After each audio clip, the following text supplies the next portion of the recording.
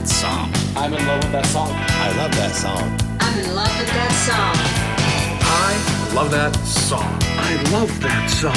I'm in love with that song. I love that song. I'm in love with that song. Welcome to the I'm in love with that song podcast on the Pantheon Podcast Network. I'm your host, Brad Page.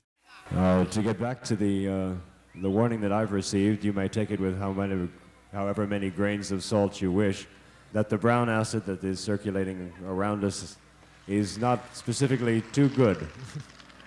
It's suggested that you do stay away from that. Of course, it's your own trip, so be my guest, but please be advised that there is a warning on that one, okay? On this episode, we're going to explore the brown acid. Don't worry about it. The brown acid I'm talking about is a series of compilation albums of some of the most obscure psych and hard rock bands from the 1970s. If you've listened to this show for a while, then you know that I love psychedelic garage rock from the 1960s. But I've also got a soft spot for 1970s hard rock.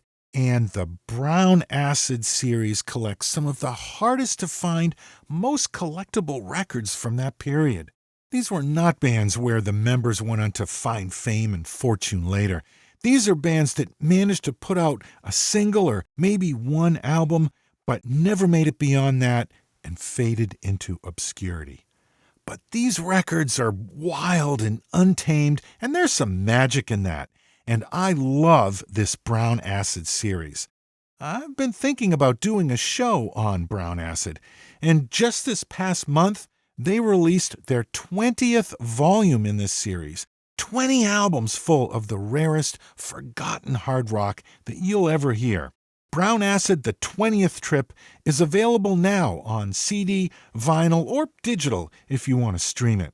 So I thought there's no better time than right now to shine a light on this great series. And rather than just talk about it myself, I figured I'd invite the two guys responsible for this series to join me on this episode. Lance Barresi from the Permanent Record Store in L.A., one of the most knowledgeable people in the world on this music, and Daniel Hall, owner of Riding Easy Records, the label that has released all 20 editions of Brown Acid. They both graciously accepted my offer to come on and tell the stories behind this music and the Brown Acid series. Buckle up, because this episode, it's a long one, but I had a great time talking with these guys. So let's go.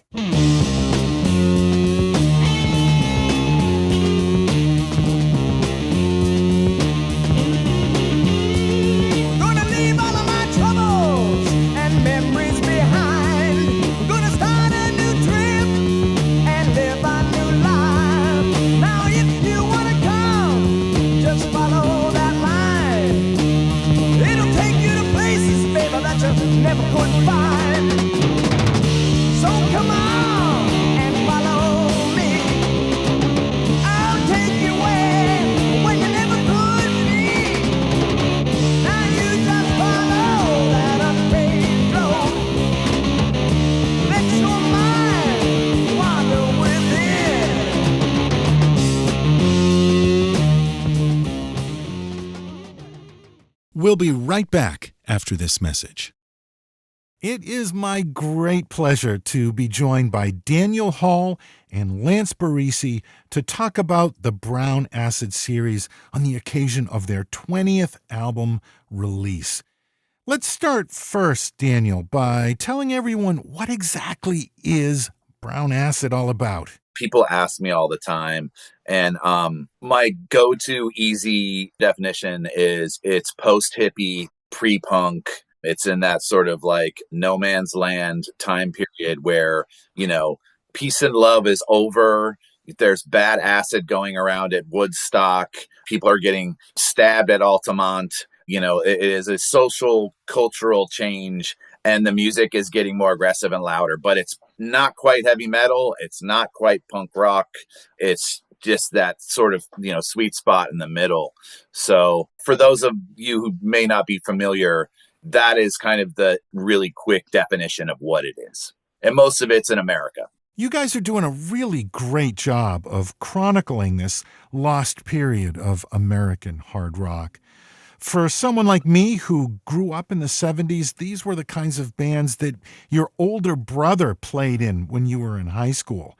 And they scraped together just enough money to put out 145, and then that was it. Then it disappeared. But you guys have brought this stuff back. Lance, tell me how Brown Acid came to be. What's the story behind the series? Yeah, our series started a little over 10 years ago now, believe it or not. Back in 2015, Daniel and I got together and decided to give this thing a whirl. And it all kind of culminated from, me having a record store, Permanent Records. I've been the owner of Permanent since 2006. And long story short, anytime I would find an interesting record, especially a private pressing, whether it be a 45 or an LP, I would track the artists down to see if they had any stock copies left of the original pressing. So I was already in the habit of doing that. And then sometime in like 2014 or something like that, I started a weekly DJ night with Ty Siegel. And we were spinning mostly late 60s and early 70s hard rock and heavy psych and stuff like that. But as he stepped away from the DJ night to start touring more heavily, his career was really on an upward trajectory around that time. I took over the DJ night, and that put a lot of pressure on me to bring fresh material every Wednesday night from 10 a.m. or 10 p.m. to 2 a.m. to keep myself entertained and not just constantly come back with the same stuff. So I started digging deeper. So, I very quickly amassed a pretty massive quantity of late 60s and early 70s hard rock, heavy psych, and proto metal 45s. And so through trying to acquire these 45s, I was striking out, finding them on Discogs and eBay and all the other usual suspects online. These records are generally not available in record stores or even at record fairs. Even the biggest one on the planet in the Netherlands, you'll find very few of the kinds of records that we comp on the Brown Acid series. So my last resort was to track down the members of the bands to see if they had any copies of the records left in their attic, basement, closet, what have you. And so I started inadvertently just amassing a big list of contacts of the artists behind these records. When Lance's DJ night was happening, I don't even remember what the 45 was, but I was like, dude, this is sick. And you're like, oh, I have some of these at the shop. You should come by next time, remind me. And he had a lot of 45s. And I was like, dude, how do you have like so many copies of this? And then he told me how he had gotten them and he had reached out and whatever. And I was like, wait a second, you know how to get a hold of all these guys? And that was like the beginning of sort of like, we got to do something with that, man. So, yeah. Yeah. And so in addition to doing the DJ night, I also at some point decided to start bringing a tape deck. So I was recording all of my sets and the sets of my guest DJs. And at some point, somebody saw the tapes and they were like, hey, dude, you should sell these at the shop. And I was like, I don't think I can do that legally. I don't feel quite right about it. But that got my gears turning like, hey, I think it would be pretty good idea to do a compilation series. Or at least a compilation, just one of some of the records that I was playing. And then right around that same time, Daniel came into the shop. I mentioned the idea, the concept, and he was like, send me a playlist, send me a mix, and I'll check it out. And the rest is history. Obviously, we're all privy to the Black Sabbaths and Zeppelins and Deep Purple and Hendrix and, all of some of the greatest records ever recorded. But what blew me away was like, how did all of us miss? I mean, not just me, but like all of us missed all of this stuff that happened around that time. And, even going back and talking to people who were around at that time and very much in the mix and people who you would kind of expect to like know. And they're like, guys, I get a Brown Acid record, I might know one song of the 10 that are on there. Like I'm always like getting schooled. So that was the biggest mind blowing thing for me. And when Lance and I started talking about how it was going to be. I don't think either of us really understood how deep it would go, but I don't think we would have thought that we had hit 20 and still kept it strong through 10 years. But here we are. So The other thing that I love that you guys do, you don't just seek out the artists, but you're actually paying these guys, right? I mean, you're giving them licensing and royalty, probably seeing more money now for these records they did 50 years ago than when they were actually released. yeah, for many, this is the only time that they ever got paid for their music was through the Brown Acid comps. And yeah, we shell out a couple hundred checks every 6 months, and I get a lot of text messages and emails saying, I got the check. Thank you so much. I can't believe you guys keep sending these. So that is one of the fulfilling things. The other thing is that I think a lot of people, when we're talking about music history in general, people tend to forget that the trajectory and the way things have gone historically with musical styles is that it's been a continuum since day one, right? Mhm. So we didn't just have the Beatles and garage rock and then jump forward to punk and metal with nothing happening in between that led Right. us. It's if you just go back and listen to especially some pop records, of course, and like there are a lot of major label records that have the same vibe that Brown Acid has. But also, even if you just listen to classic rock radio, you go back and you're like, all right, well, this track's from 1972, and this gets us to 1974 pretty easily. Before you know it, you're in 1976, and you're like, this is almost punk rock, but nobody has actually codified it or put a label on that, as Daniel said, no man's land of music that kind of slipped through the cracks and isn't easily defined as garage rock or punk or metal. It is brown acid and it is these things that are in between there.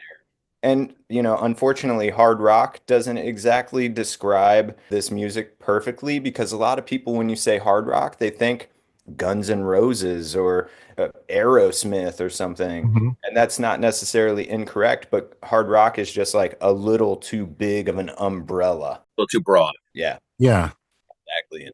So, yeah, it's been our mission to kind of like put these particular records and these tracks into a context that makes it easier for people to understand the history. Well, I think we've talked about it as best we could. Let's listen to some of this stuff. I asked you guys to pick, and I know this was real Sophie's choice, but I asked you to whittle down 20 albums worth of material into about a dozen songs, some of your favorites. So let's get started. Where do you want to start? You want to pick something off the very first volume to play a little bit of first? Yeah, sure. So Josephus is a band from Texas, from Houston, and they released two LPs back in the day. They self-released the Dead Man album, which is just an absolute stunner of a hard rock. People call it psych, and maybe it has some psychedelic elements, but it is a straight early 70s hard rock and thoroughly proto-metal LP.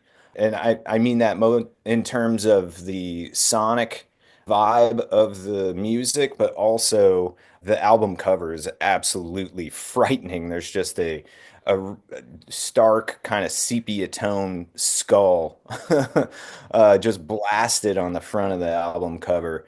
It's got a really kind of dangerous looking font also. So this record just jumps out of the bins at you if you're lucky enough to find one. It would just slap you in the face as something you absolutely need to hear. And Josephus went on shortly thereafter to release a self-titled album on Mainstream Records. And unfortunately, that didn't do much for the band, and they ended up splitting up.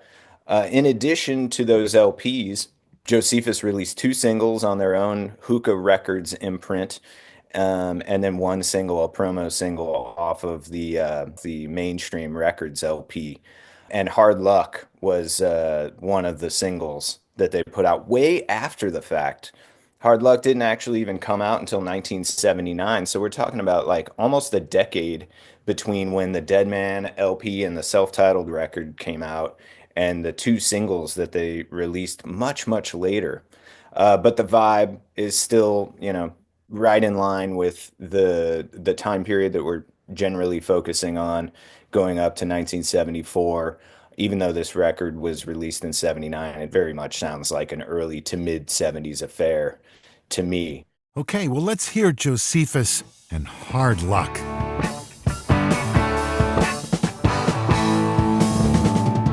I remember the night I was born.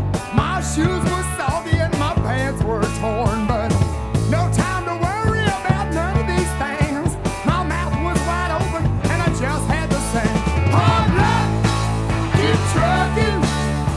Hard luck is all I am. Hard luck, keep trucking. Hard luck, man.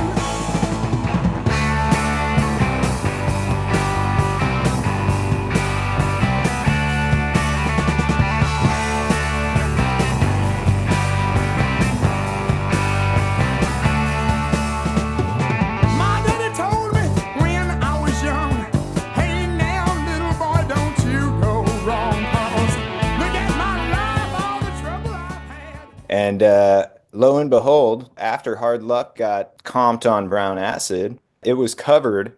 And Tanya Tucker did the cover, and she was actually nominated for a Grammy that year for her full album. I don't think she won, but nonetheless, Tanya Tucker, the famous country singer, and dude, I mean, she performed the song on Oprah and stuff like that. Like so. Anyways, that's a nice little tidbit, but it just kind of goes to show how broad this stuff really can go. You know what I mean? Right. there is an official music video of Tanya Tucker doing Hard Luck, which is amazing. Absolutely. Yeah. I still remember the night I was born. My shoes were ragged and my jeans were torn. No time to worry about none of these things. My mouth was wide open, I just had to sing. Hard luck, keep trucking. I was born to a hard luck world. Hard luck, keep trucking. Lord knows I'm a hard luck girl. All right, so let's take a look at something from the second volume of Brown Acid. You picked a track by a band called Glass Sun. Tell me about these guys. Yeah, Silence of the Morning is kind of the quintessential heavy psych jam. This particular track is just absolutely stunning. It's everything you want out of a heavy psych jam. The band was from Detroit.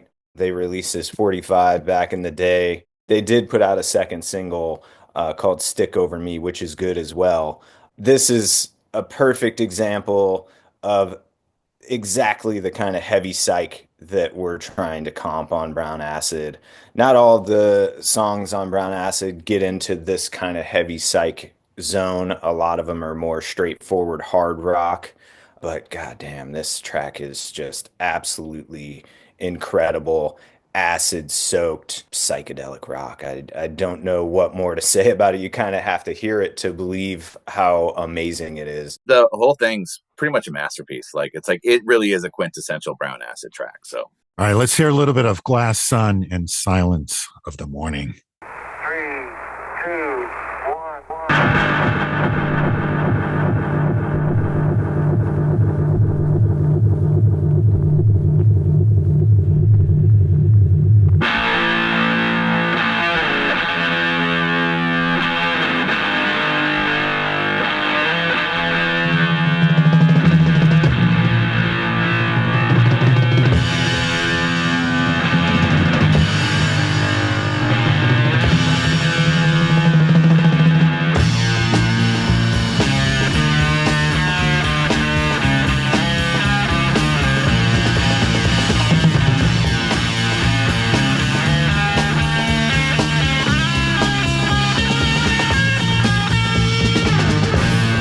Silence of the morning, like a little baby's cry. In the silence of the morning, I can sometimes see her outside. In the silence of the morning,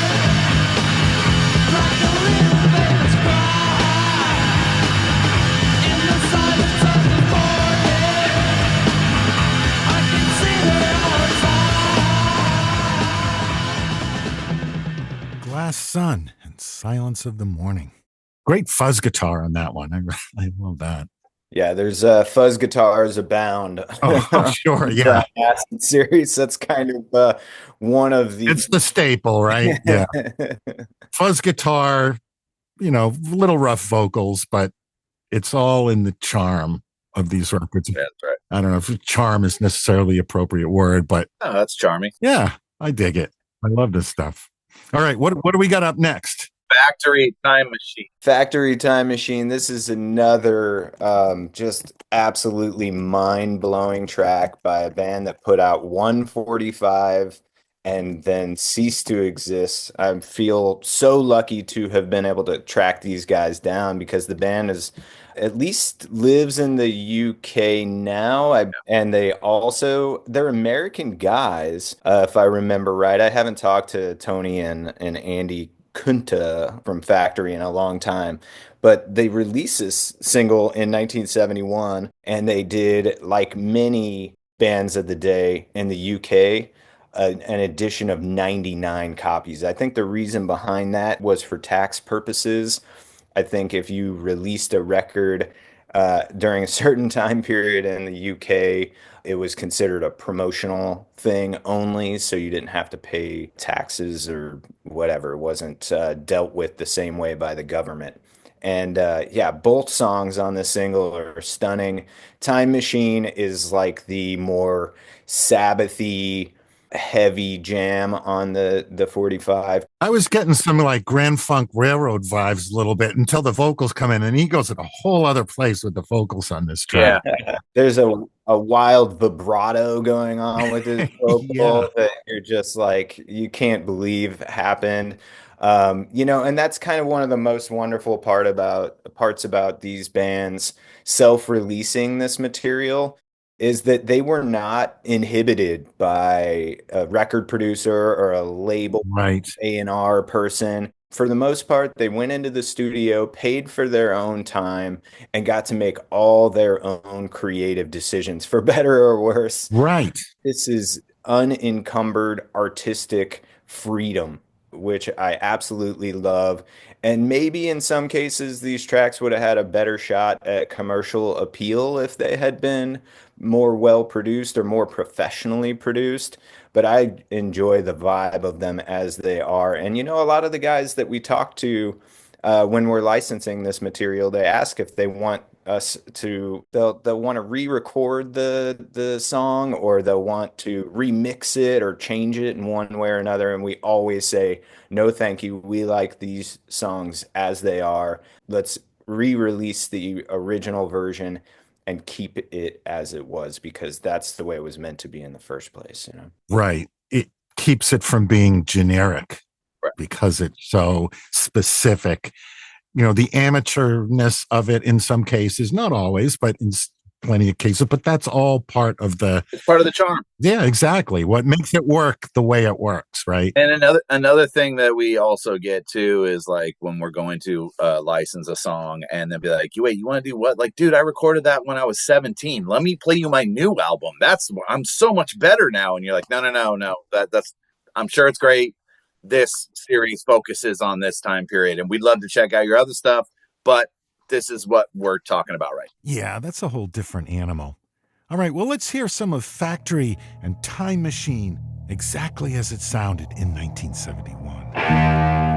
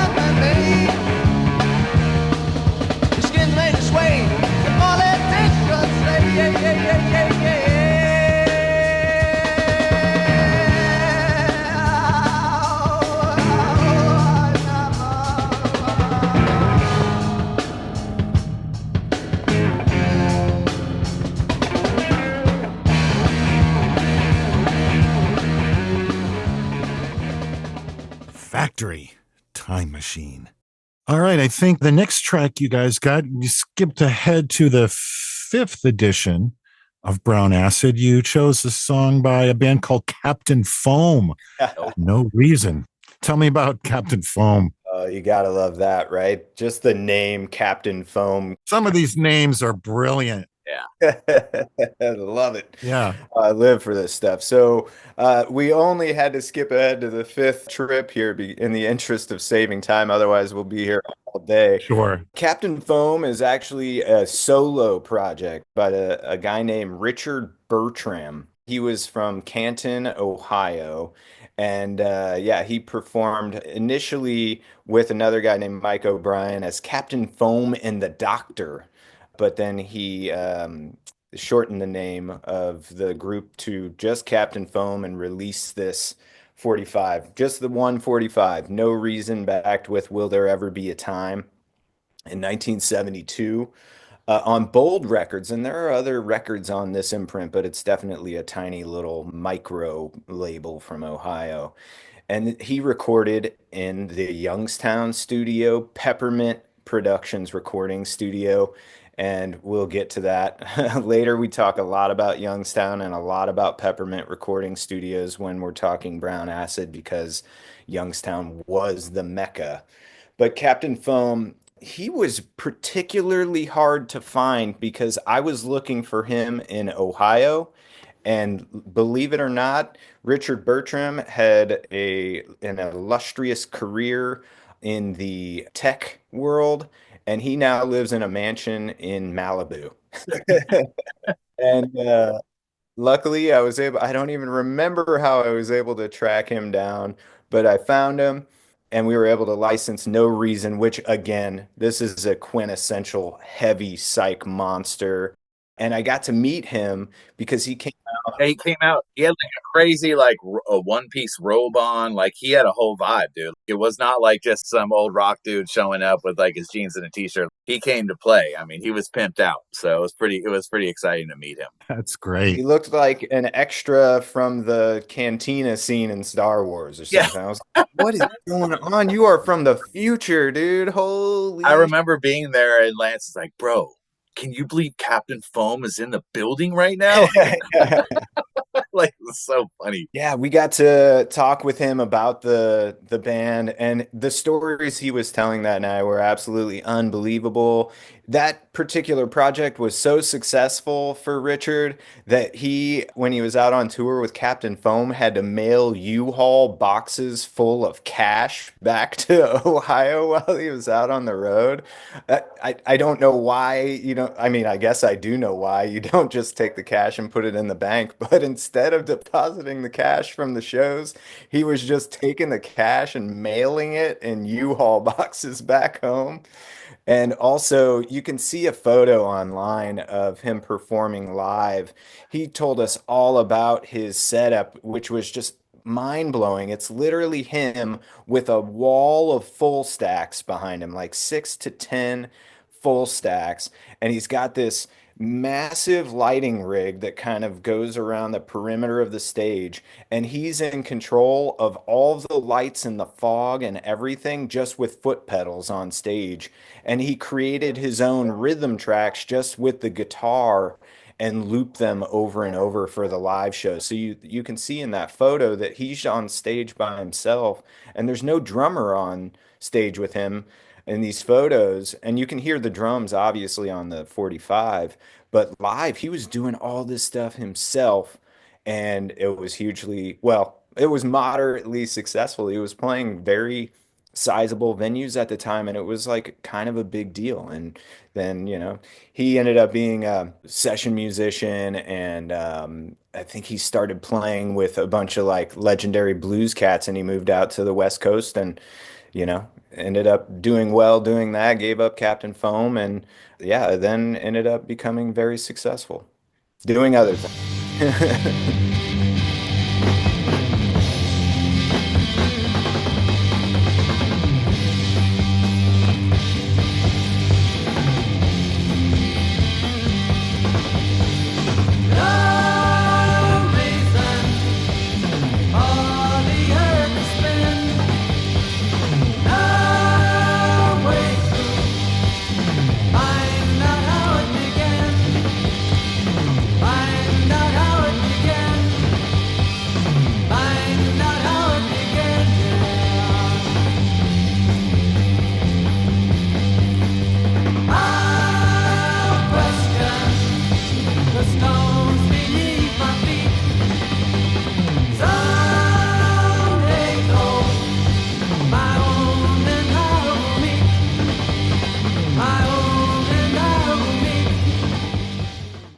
Captain Foam. No reason.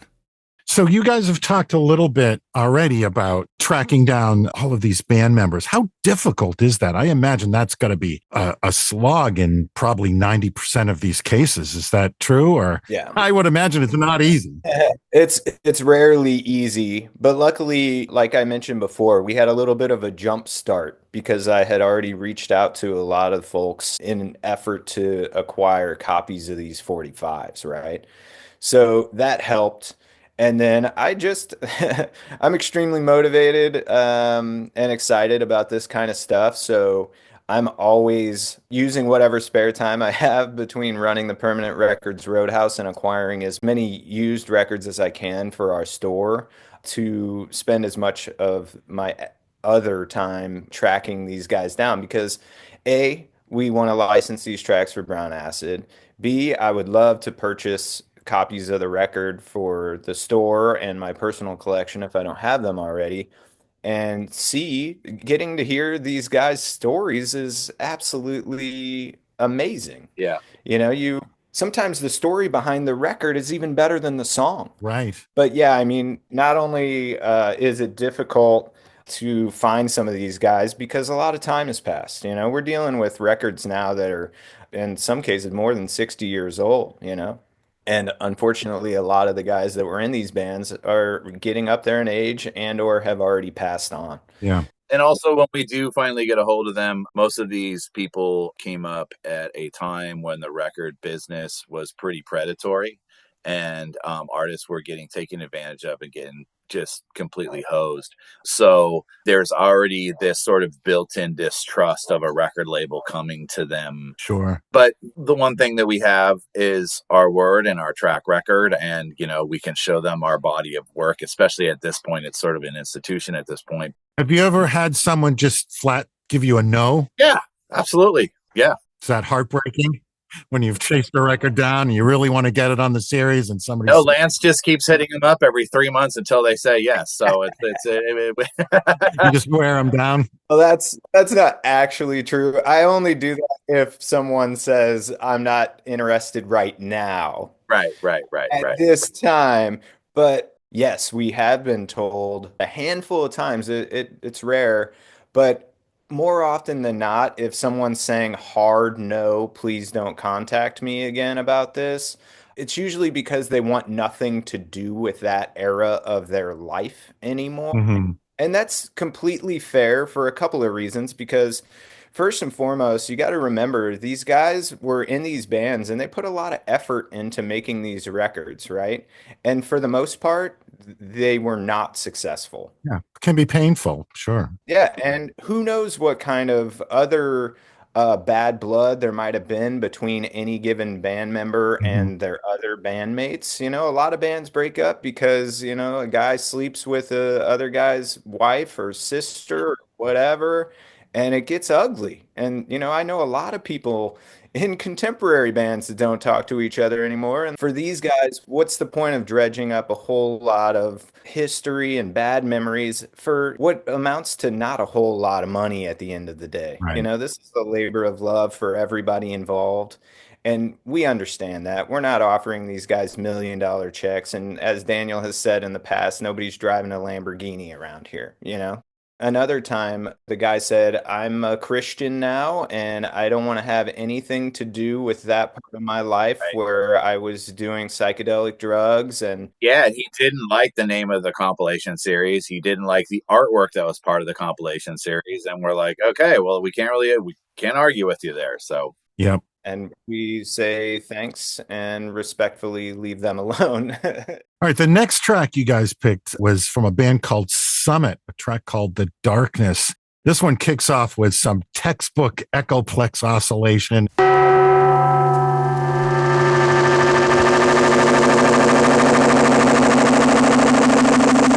You had me from the word go on this one. So let's talk about this track. Yeah, this is one of my favorites on the series for a couple of reasons.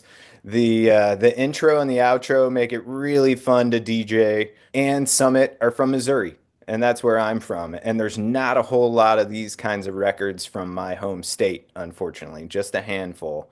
But Anyway, yeah, The Darkness is about the most appropriately named track on the series. This is a very, very dark, foreboding psych track. And I love the fact that this was recorded in rural Missouri, in Clinton, Missouri, which is a small town about an hour and a half southeast of Kansas City. And these guys talk about dedication to their craft. These guys used to have to take a bus ride to rehearse an hour or so away from their home to go to a barn out in the middle of nowhere to rehearse. And they did that. You know, that's dedication. And that's how you come up with some of the special magic that's on these tracks. All right, let's listen to a little bit of Summit and the Darkness.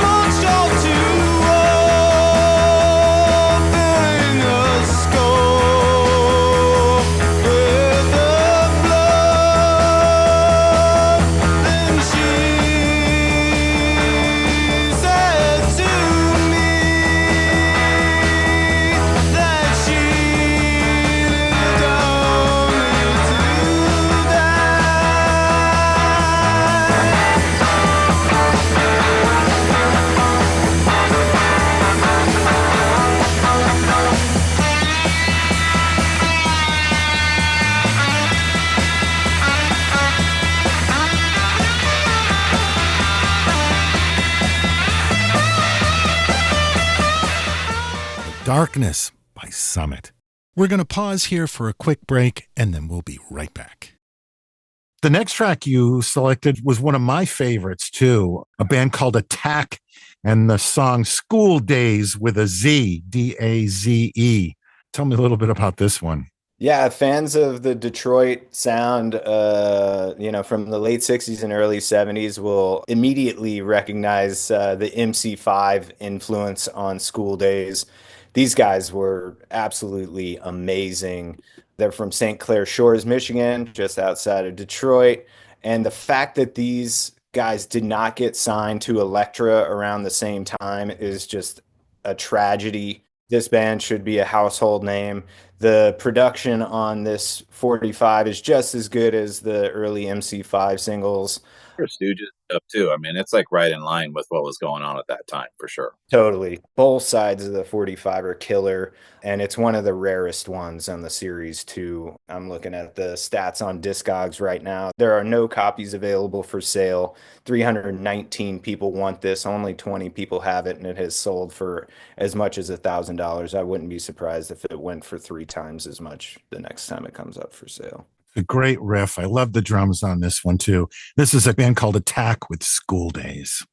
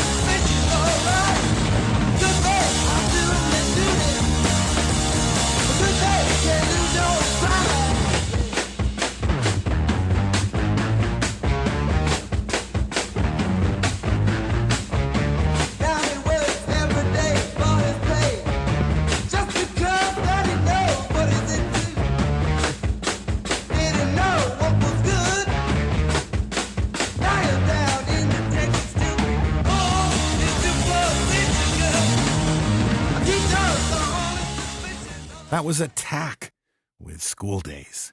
All right, what do we got up next?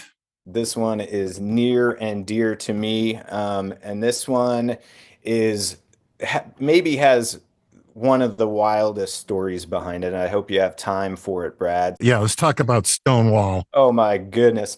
So Outer Spaced is the track we included on Brown Acid, and that track is on a LP. It's on an LP, self-titled LP that was technically released in 1976. But that's only the beginning of the story. Stonewall were a legit band. They were based out of New York. and they had a career going. Like they were just getting rolling. They had a manager and they were about to kick things off. Well, they go into the studio, they record this LP, and unfortunately, there was a falling out between the guys in the band. They decided to split up. The recordings sit on the master tape, get put on a shelf, and forgotten about. Everybody goes their separate ways. That was in 1972, I believe. So, in the mid 70s, thanks to a loophole in the tax law, record labels took advantage and started releasing quote unquote recordings and then taking a loss on those because they didn't actually release them properly. They just said they did and reported the loss for the write-off on their taxes. That's where the word tax scam labels came from. There was a bunch of these labels that were really using tax scam labels to launder money, essentially. Yeah, exactly. That's the record business for you. Yeah. Yeah.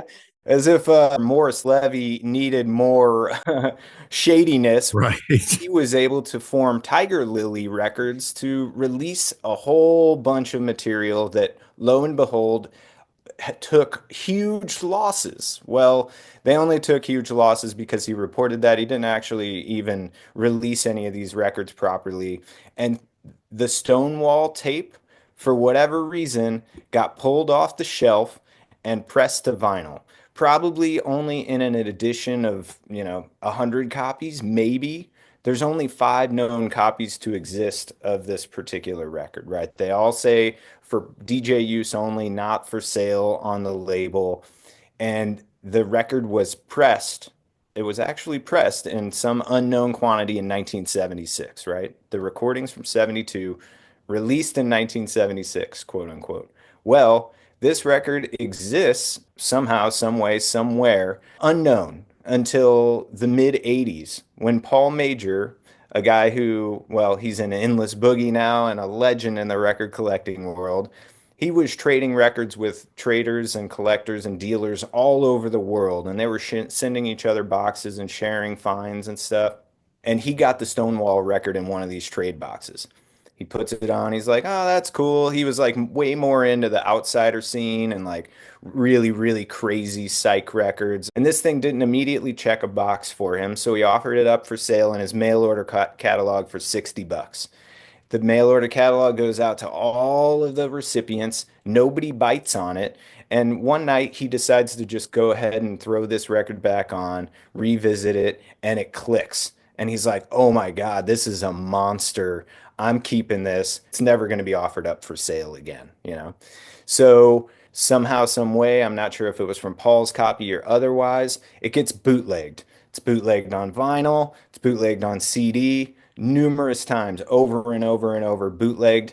And these bootlegs are on top of what the original pressing was, which was a bootleg. The band was never paid, ever, for the release of this record until I came along in 2019. I think it was when I originally contacted the surviving member, Anthony Assalti. He's the drummer from Stonewall. And I released the LP legitimately for the first time ever on Permanent Records. And that's the first time Stonewall was ever paid for this recording they made in 1972. And they didn't even know that the record had been pressed until sometime in the 90s when they found bootlegs of it on eBay. So truth is truly stranger than fiction in some of these cases. And Stonewall is one of the craziest stories of a legendary, epic rock and roll record from 1972 that could have, if it was handled better when it was originally recorded, it could have been up there with the best of the era. Absolutely. 100%. And we're lucky enough to have one of the tracks on Brown Acid. Yeah, this was another one of my favorites. I love the groove on this one. Killer track. Let's play a little bit of Stonewall and Outer Space.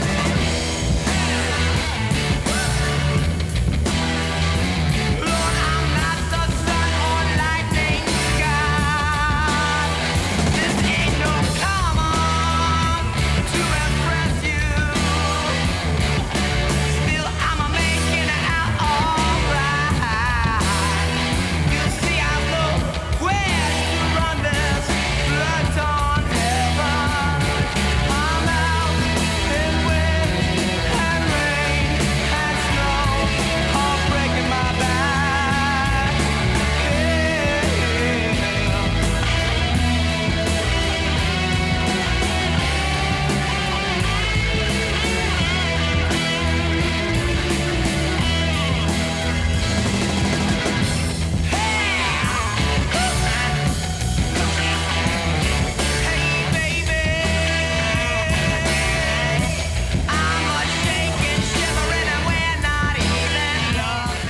Outer Spaced by Stonewall.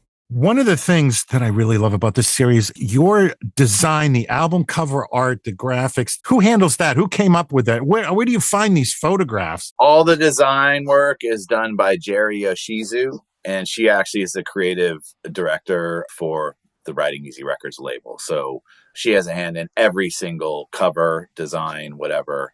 And I'm glad that you mentioned that, because a lot of thought and work went into Brown Acid and designing Brown Acid. All credit goes to Jerry Yoshizu, who has done an incredible job at helping us come up with the visual to sort of tell the story of what that is. And some of the photos are taken from old magazines. Some of the photos are taken from film. Some of the photos are photos that were given to us. And then we obviously take them and flip them and make them our own. Yeah, I mean, these look like people that I went to high school with in the late 70s and in the very early 80s, right? It brings me right back just looking at those covers. That's just everything from the hair to the clothes. Yeah, we've literally had friends send us photos of their parents, and we're like, oh, wow, can we use this for Brown Acid? Because they're like, hey, I found this photo of my mom from 1970, and it looks like something you would use for the series. Kudos to Jerry. Great work. I love it. Yeah, she works magic with not a lot of original source material to work with. And that's an important thing to kind of note too. Daniel mentioned that these bands generally don't have any photos or flyers or ephemera from the era. A lot of them don't even have an original copy of their own 45. Yeah. You know, so forget about master tapes. A lot of these guys don't even have a usable copy of the original vinyl record for us to use. So that's been another element.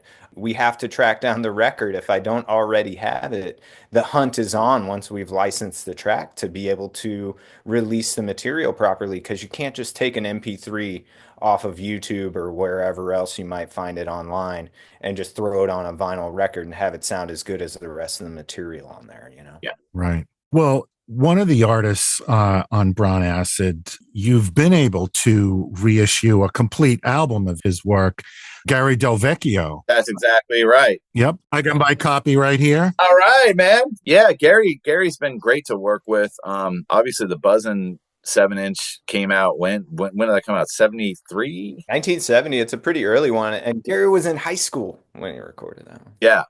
Another one in Youngstown, Ohio. Recorded at Peppermint Studios. And Gary has told me, I met up with him at Peppermint Studios last summer, actually.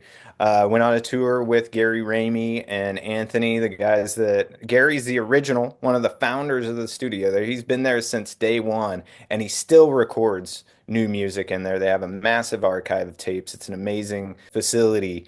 And Gary Del Vecchio and I met up there last summer, and he told me that he would literally save his lunch money, and as soon as he had enough, he would go talk to Gary Ramey and record a new track in there, which is how the Buzzin' 45 initially was recorded, and all the other material that came out on the Buzzin' LP on Riding Easy as well. And the Buzzin' LP, for the first time that most of those songs ever saw any sort of wide or commercial release, was 2 years ago. And basically it was all recorded from like 1970 and 1976, I believe. What's a great record? Let's play a little bit of Gary Del Vecchio's Buzzin'.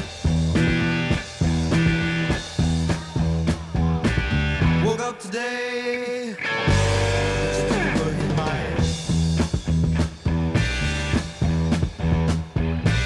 I'm gonna tell you one thing, honey. I didn't even go to bed.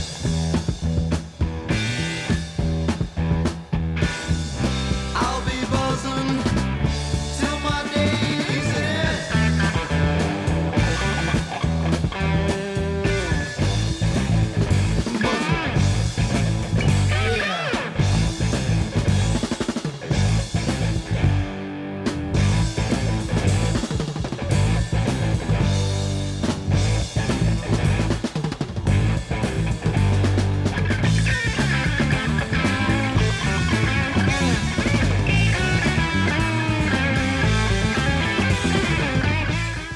Gary Del Vecchio, Buzzin'.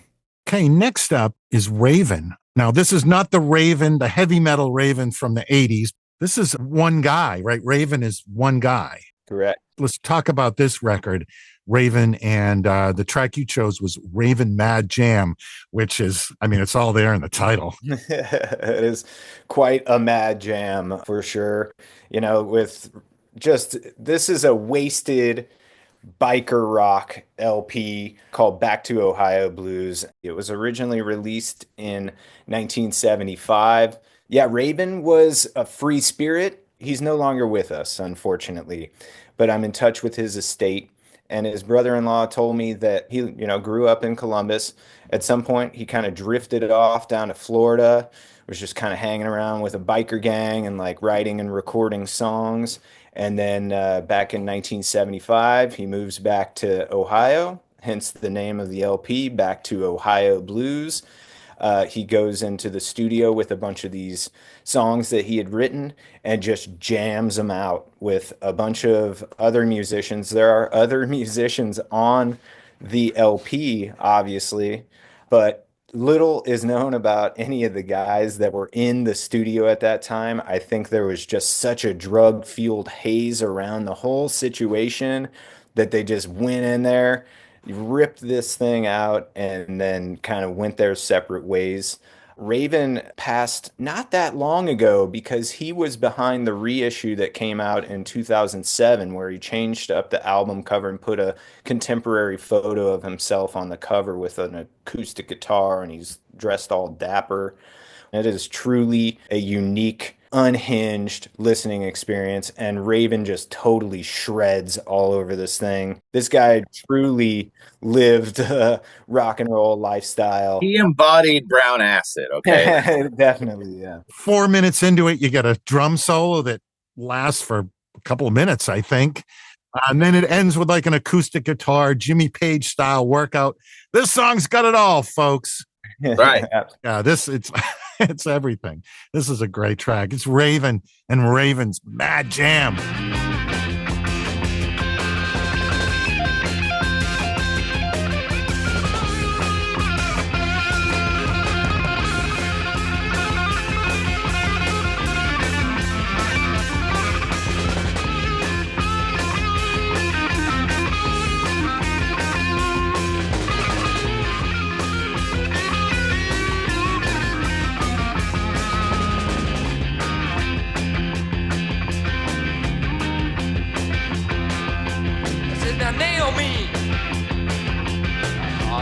Cross, nail me. Do you cross? Die. 'Cause I have to die. That's Raven with Raven Mad Jam. Next up, band called White Lightning and a song called Screaming Double Eagle. What's the story behind this one? So, before White Lightning, Tom Zippy Kaplan was in a band called The Litter, a garage band called The Litter. He's kind of like the main guy. And The Litter are well known in the garage circuit. The LPs, the Distortions and $100 Fine are both very well known and expensive and collectible garage LPs. And then they also put out an LP in '69 on Probe called Emerge. Well, after The Litter, Zippy and some of his other cohorts out of Minneapolis, they formed a band called White Lightning. And White Lightning released only one single back in the day, Of Paupers and Poets, backed with William. They originally released this on their own label, Hexagon, which is the same label that I think $100 Fine came out on. But it also got picked up a year later and was released on Atco. So it did get released on a major label eventually. But that was pretty much it for White Lightning. But before they went on to release an album under a slightly different name, just Lightning, they recorded a bunch of other White Lightning material. So once we got in touch with Zippy, we discovered all this other material, And yeah, we licensed it all. Not only did we license it, we acquired the master. Yeah, White Lightning lives over here now. The record that we did reissue, we gave it a name called Thunderbolts of Fuzz. And for anybody who's wondering what the reference to White Lightning is, that was actually a strain of LSD that was going around at the time. So very much fits right into that brown acid. So yeah, but it's definitely acid soaked, heavy psychedelic rock and roll for sure. White Lightning with Under Screaming Double Eagle.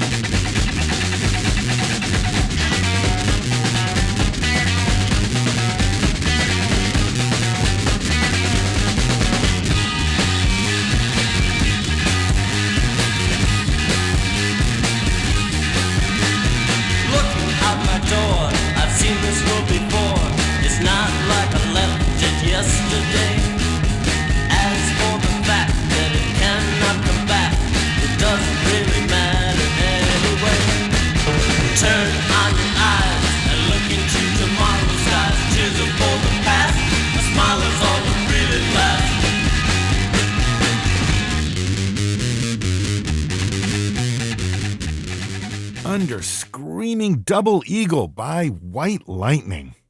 Talk a little bit about Brotherhood of Peace. You picked a track called Feel the Heat. Yeah, that's a banger. And there are not a whole lot of rock 45s that have killer drum breaks like the one on Feel the Heat in the driver's seat.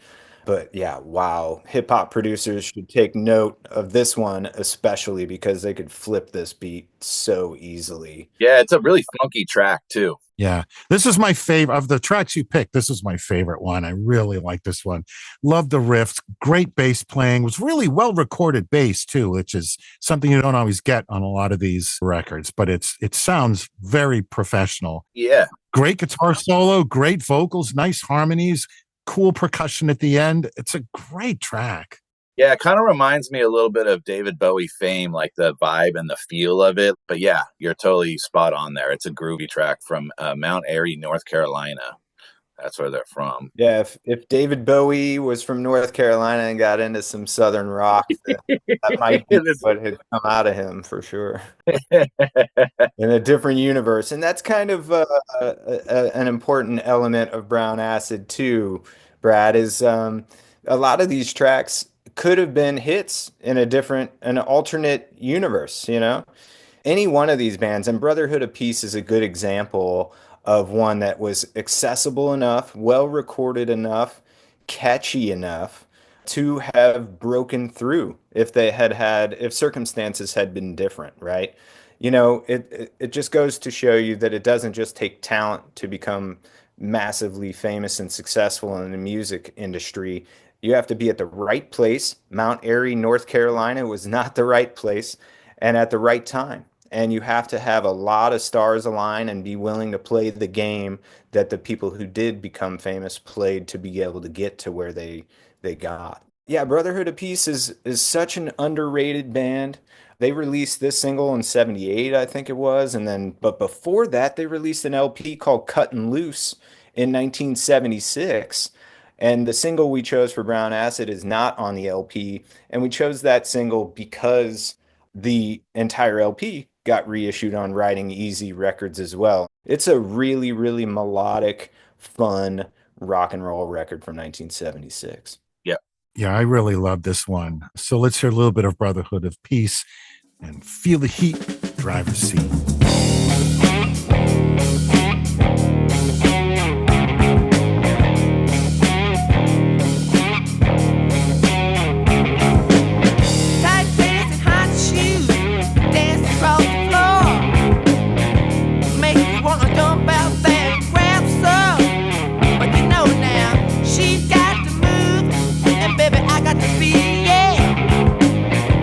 I think I'll get in on the action.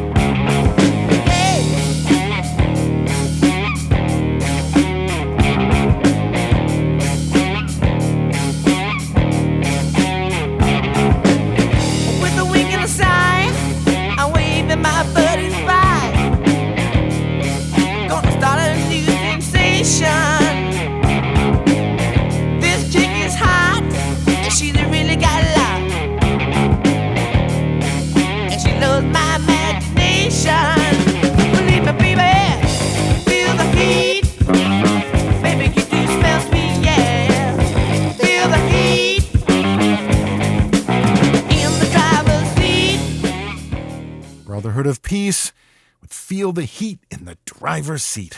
Let's take a quick break here, and then we'll be right back.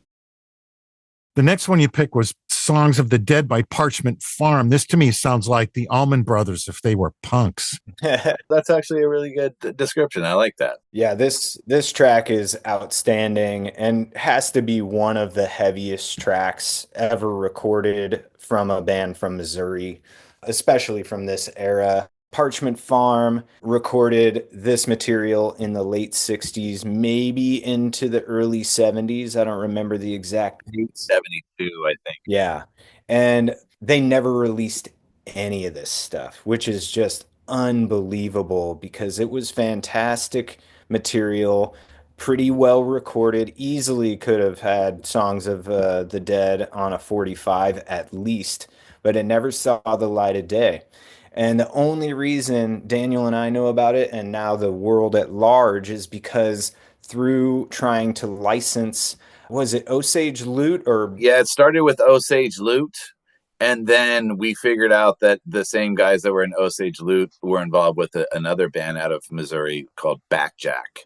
And we were dealing with a gentleman named Mike Lusher. But Mike said, hey, there was 9 of us that were in this incestuous sort of groups all over. And there's this Parchment Farm thing. Have you guys heard the Parchment Farm stuff? And when he sent the unreleased album over as MP3s, Lance and were like, how the hell did this thing never see the light of day? Yeah, that was a mind-blowing find.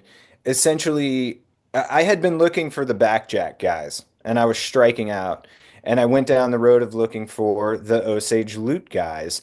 And to have Mike Lusher respond almost immediately about Osage Loot and then divulge almost immediately that they were related to another band that I was already trying to track down without success, and then tell us that there's a Parchment Farm LP of completely unreleased material. We didn't even know what Parchment Farm was. We just said there's another project that happened around this time.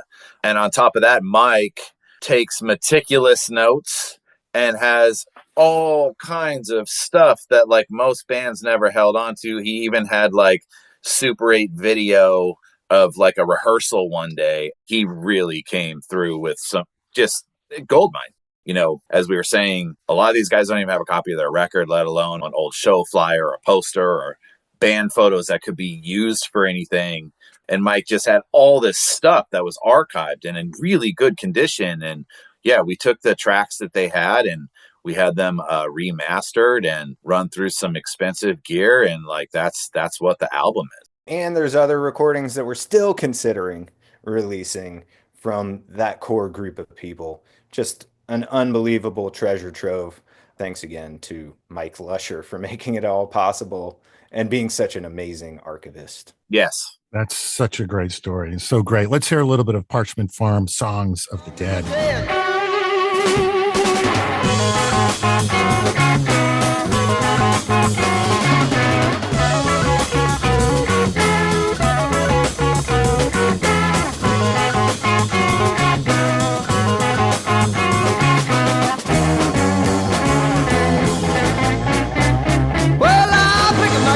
Singing songs of the dead and laugh when my brothers cried. Then all at once the sky turned black and the damnedest began to dry. We went straight up just like a whirlwind in a storm, and the clouds looked like dust on my feet. Where is it that we've gone? Is it heaven or hell, or is it somewhere in between? Sitting here lonely, singing the songs of the dead.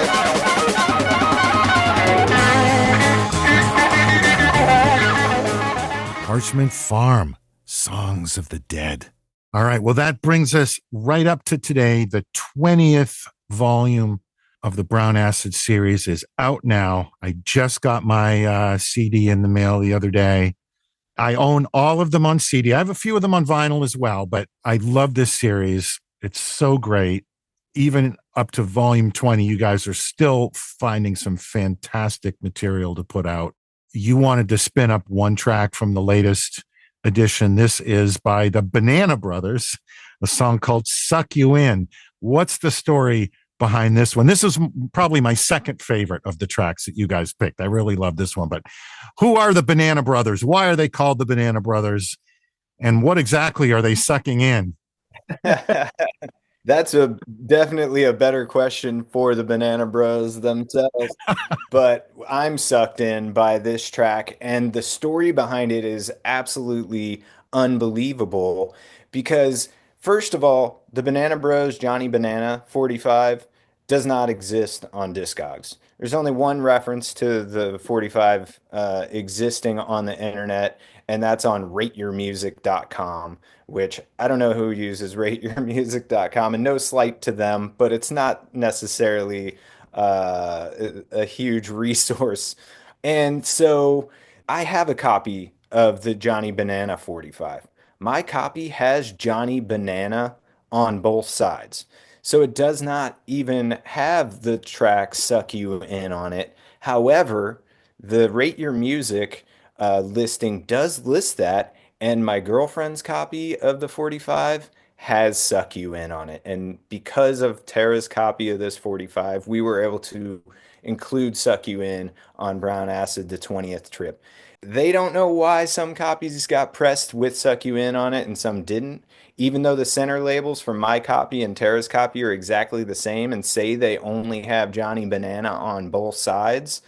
Some of them got this track pressed into one of the sides, and thank goodness for that, right? Because Johnny Banana is an all right track, but this one is an absolute just stunning. Yeah, this one's great. Yeah. It's a really good recording. The drums sound great, which again is something you don't always get on these records. Right. Whoever recorded this one really knew how to record drums. Good guitar work too. It's a great vocal. Yeah, it's a great track. And it's another one of those ones you think only if, right? This could have stood up to, it does stand up to plenty of other quote unquote professional major label releases of the time. Absolutely. I couldn't agree more. And yeah, it's not surprising that these guys were so good and were able to record this well because Buddy Sklar, one of the Banana Bros, was in a fairly well-known late 60s garage psych group called The Hook.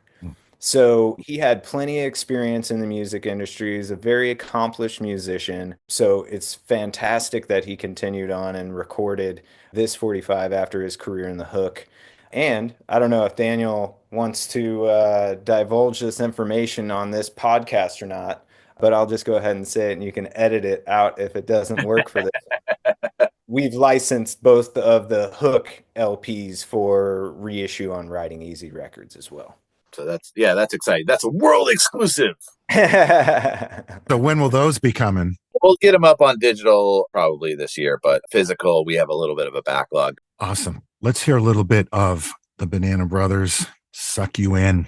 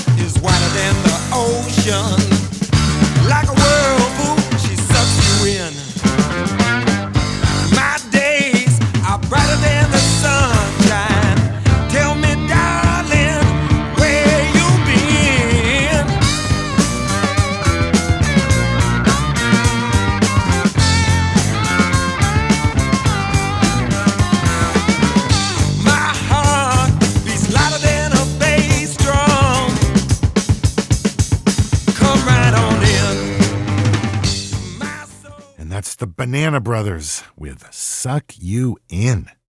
All right, guys. Well, that is the baker's dozen that you decided to play. I'm sure we could go on and talk about a ton more tracks. There's so much great stuff on there. I can't recommend this series highly enough. I discovered it. I wasn't there from the beginning. I think I probably came in somewhere around the 10th or the 12th album.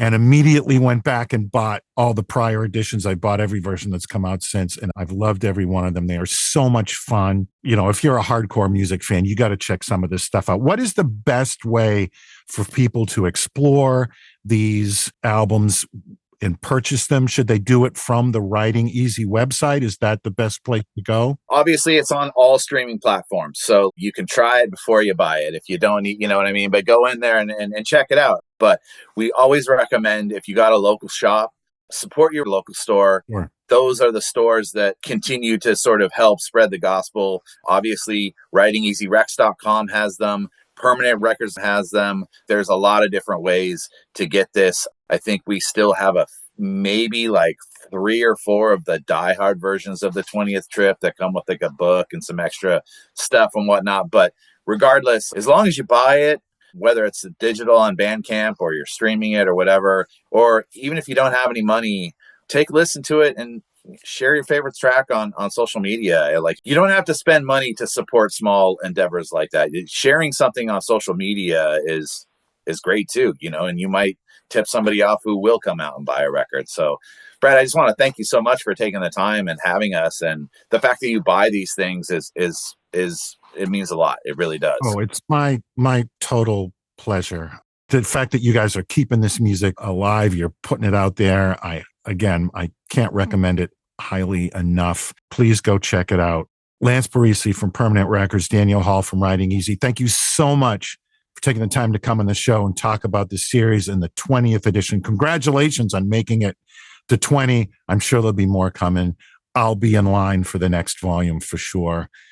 Thanks so much, guys. I appreciate it. Thank you, Brad. Thank you for having us, Brad. And my website is permanentrecordsla.com. And if you're intrigued by the Raven LP or the Stonewall LP, you can get those at permanentrecordsla.com. I will definitely be checking those out. So thanks for that. Thanks, guys. Hope we talk again somewhere down the line, but I really appreciate it. This has been a blast. I've loved every minute of this. Thank you so much. Thanks, Brad. There you go. Lance and Daniel, they were just great. I could have talked with them all day. We just scratched the surface here. I hope you enjoyed this as much as I did. Please check out the Brown Acid series and their other releases too. I'll put the links in the show notes. Come back and join me in 2 weeks when the I'm in Love with That Song podcast returns with another new episode. All of our previous episodes can be found on your favorite podcast app or on our website, lovethatsongpodcast.com. On behalf of everyone on the Pantheon Podcast Network, I thank you for listening. See you next time.